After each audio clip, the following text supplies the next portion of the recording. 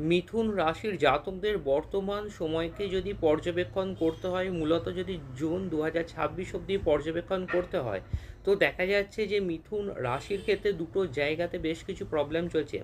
একটা হচ্ছে চতুর্থ ভাব আর দশম ভাব। চতুর্থ ভাব যেহেতু পীড়িত অবস্থায় রয়েছে, তাই মিথুন রাশির জাতকদের প্রপার্টি রিলেটেড কোনো ডিসপিউট বা জমি জমা সংক্রান্ত প্রবলেম থেকে বিশেষভাবে সতর্ক থাকতে হবে এবং মাতার শরীর স্বাস্থ্য নিয়েও বিশেষভাবে সতর্ক থাকতে হবে। আর দশম ভাব যেহেতু পীড়িত অবস্থায় রয়েছে, তাই কর্মক্ষেত্রে বেশ কিছু সমস্যা চলছে আর এক্সিস্টিং প্রফেশন চেঞ্জ হওয়ার প্রভূত সম্ভাবনা লক্ষ্য করা যাচ্ছে।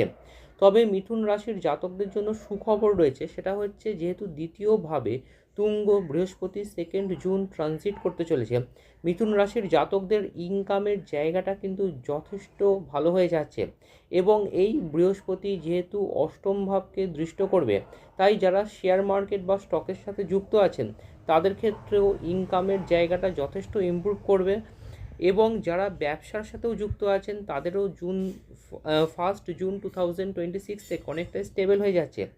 এবং আর একটা যেটা ফান্ডামেন্টাল পয়েন্ট হচ্ছে, পঞ্চম ভাবের ওপরে বৃহস্পতির দৃষ্টি রয়েছে, ক্লকওয়াইজ রাহুর দৃষ্টি রয়েছে এবং সপ্তম ভাবের যে কারক গ্রহ বৃহস্পতি, সে যেহেতু তুঙ্গ ক্ষেত্রে আসতে চলেছে, মিথুন রাশির জাতকদের যাদের দীর্ঘদিন ধরে বিবাহ হয়নি তাদের ক্ষেত্রে বিবাহের সম্ভাবনা ক্লিয়ার হইতে শো করে দিয়েছে। মূলত এই বছরের বিবাহের যোগ ক্লিয়ার হইতে ডেপিট করে দিয়েছে। তবে মিথুন রাশির ক্ষেত্রে নবম ভাবের কারক গ্রহ শনি যেহেতু পীড়িত অবস্থায় রয়েছে, তাই পিতার শরীর স্বাস্থ্য নিয়ে মিথুন রাশির জাতকদের বিশেষভাবে সতর্ক থাকতে হবে। মিথুন রাশির জাতকেরা যেটা করতে পারেন সেটি হচ্ছে ডান হাতের পুরো আঙুলে মানে লিটল ফিঙ্গারে একটি পান্না 3 থেকে 3.5 রতি ধারণ করতে পারেন, তাহলে চার্টের যে খারাপ প্রভাব সেটা অনেকাংশে কমে যাবে। আর পারলে রোজ মাতা ত্রিপুর সুন্দরীর যে বীজ মন্ত্র সেটা অ্যাটলিস্ট 36 বার করে জপ করুন। মন্ত্রটা হচ্ছে ওং ওং ত্রিপুরা দেব্যই বিদ্মহে ক্লিং কাম ওই সর্যই ধীমহি সৌ তন্ন ক্লিন্নে প্রচোদয়াৎ ওং।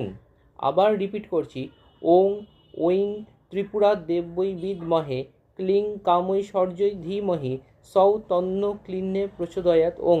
এই জবটি রোজ করতে থাকুন, তাহলে চার্টের যে খারাপ প্রভাব সেটা অনেকাংশে কমে যাবে।